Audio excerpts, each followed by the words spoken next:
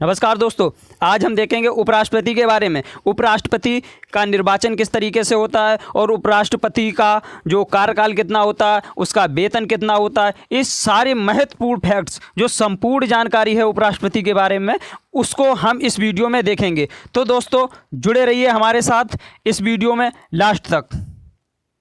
सबसे पहले हम देखते हैं दोस्तों कि जो अनुच्छेद 63 है, अनुच्छेद 63 के अनुसार भारत का एक उपराष्ट्रपति होगा।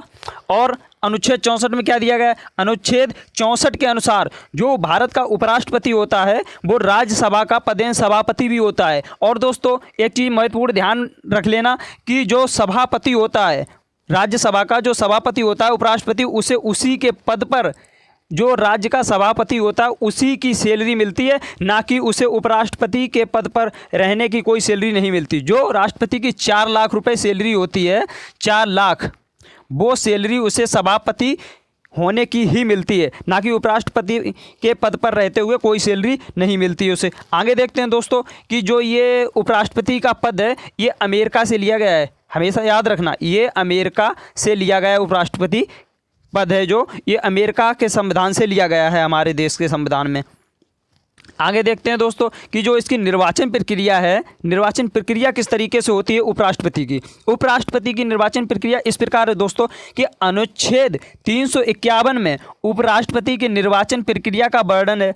इसके अनुसार उपराष्ट्रपति का चुनाव एक निर्वाचन मंडल द्वारा होता है जिसमें संसद के दोनों सदनों के सभी सदस्य शामिल होते हैं। अतः मनोनीत सदस्य भी उपराष्ट्रपति के चुनाव में भाग लेते हैं। जो राष्ट्रपति द्वारा मनोनीत किए जाते हैं, जो सदस्य, जो राज्यसभा में जो सांसद होते हैं उनको मनोनीत किया जाता है, वो भी सदस्य होते हैं जो राज्यसभा के, वो भी चुनाव में भाग लेते हैं। उपराष्ट्रपति के चुनाव में वो राष्ट्रपति के चुनाव में भाग नहीं लेते हैं, लेकिन उपराष्ट्रपति के चुनाव में भाग लेते हैं। आगे देखते हैं दोस्तों, जो राष्ट्रपति के समान उपराष्ट्रपति का निर्वाचन भी अप्रत्यक्ष रूप से ही होता है, अप्रत्यक्ष रूप से ही होता है। और इसका भी, उपराष्ट्रपति का चुनाव भी एकल संक्रमणी मत द्वारा होता है, क्योंकि इनमें जो ये उपराष्ट्रपति का चुनाव होता है इसमें जो राज्य होते हैं, हमारे राज्य के विधान मंडलों के जो विधायक होते हैं वो इसमें भाग नहीं लेते हैं, वो इसमें भाग नहीं लेते हैं।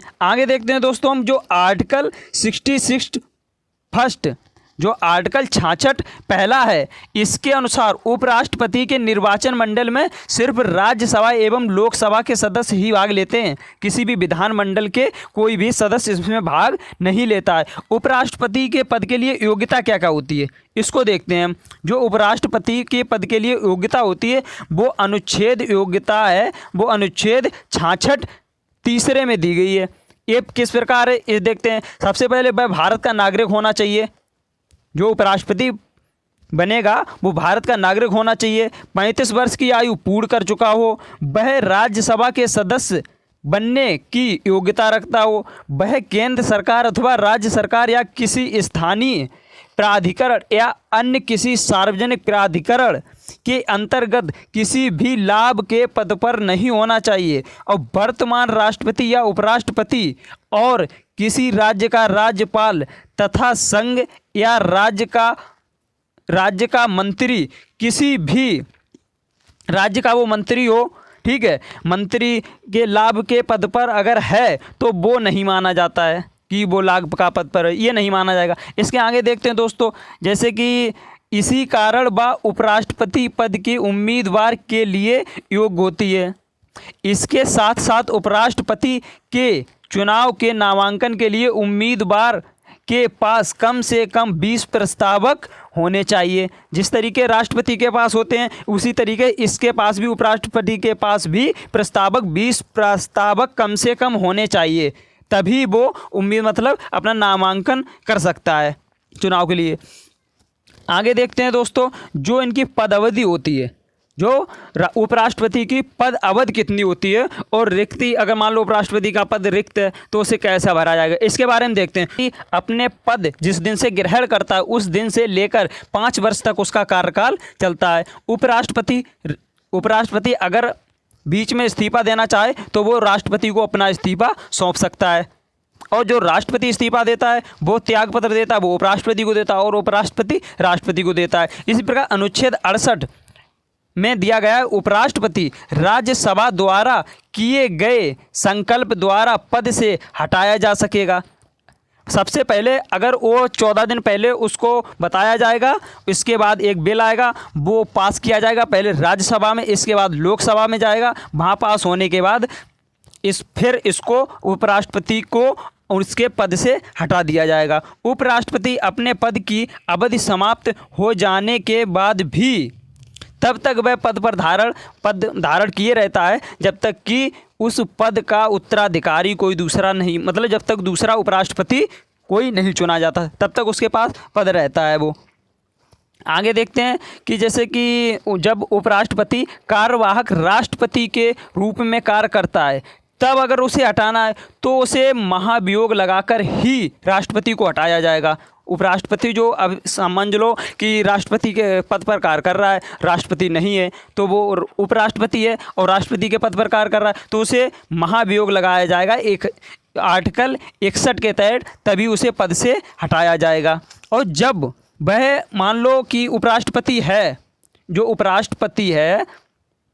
उपराष्ट्रपति अगर वो राष्ट्रपति के पद पर कार्य कर रहा है राष्ट्रपति, तो उसे जो राष्ट्रपति को सुविधाएं मिलती हैं वही सुविधाएं उपराष्ट्रपति को दी जाती हैं, और सैलरी भी उपराष्ट्रपति को वही मिलती है जो राष्ट्रपति की होती है जब वह उसका कार्य करता है। आगे देखते हैं जो शपथ ग्रहण होती है, जो शपथ ग्रहण करता है उपराष्ट्रपति को उसके पद की शपथ राष्ट्रपति अथवा उसके द्वारा नियुक्त किसी भी व्यक्ति के द्वारा दिलाई जा सकती है। और राष्ट्रपति भारत के संविधान के प्रति सच्ची श्रद्धा और निष्ठा रखने के लिए अपने पद व कर्तव्य के पालन करने के शपथ लेता है उपराष्ट्रपति। इसके बाद जो उपराष्ट्रपति का वेतन होता है वो कहाँ से दिया जाता है, जो उपराष्ट्रपति का वेतन और भत्ता होता है उसे संचित निधि के द्वारा दिया जाता है। उसे जो वेतन मिलता है वो संचित निधि के द्वारा दिया जाता है। आगे देखते हैं दोस्तों जो उपराष्ट्रपति की कार्य होते हैं, कार्य एवं शक्तियाँ, वो क्या होता है कि जो अनुच्छेद 64 के अनुसार उपराष्ट्रपति राज्यसभा का पदेन सभापति होता है और उसे कोई लाभ का पद धारण नहीं करेगा, परंतु जब राष्ट्रपति के रूप में कार्य करता है तब राज्यसभा के सभापति के रूप में कार्य नहीं करेगा वह। आगे देखते हैं दोस्तों जो उपराष्ट्रपति होता है, उपराष्ट्रपति राज्यसभा के अध्यक्ष के रूप में इसके अधिवेशनों की अध्यक्षता करता है। राज्यसभा में अनुशासन रखने की जिम्मेदारी जो सभापति होता है,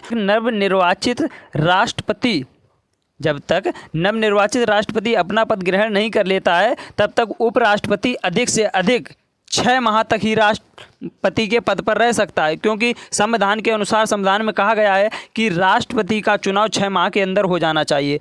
अनुच्छेद 65(3) के अनुसार उपराष्ट्रपति के रूप में कार्य करेगा तो वह राष्ट्रपति की सभी शक्तियों का प्रयोग करेगा और वेतन भत्ते भी राष्ट्रपति वाले ही मिलेंगे। इसी प्रकार उपराष्ट्रपति जब राज्यसभा का सभापति के रूप में कार्य करता है तो उसे राज्यसभा के सभापति के रूप में वेतन व अन्य सुविधाएं प्राप्त होती हैं, ना कि उसे राष्ट्रपति के रूप में। और दोस्तों जितने भी महत्वपूर्ण फैक्ट थे वो मैंने सारे इस वीडियो में क्लियर कर दिए हैं, और वीडियो को देखने के लिए धन्यवाद। जय हिंद, जय भारत।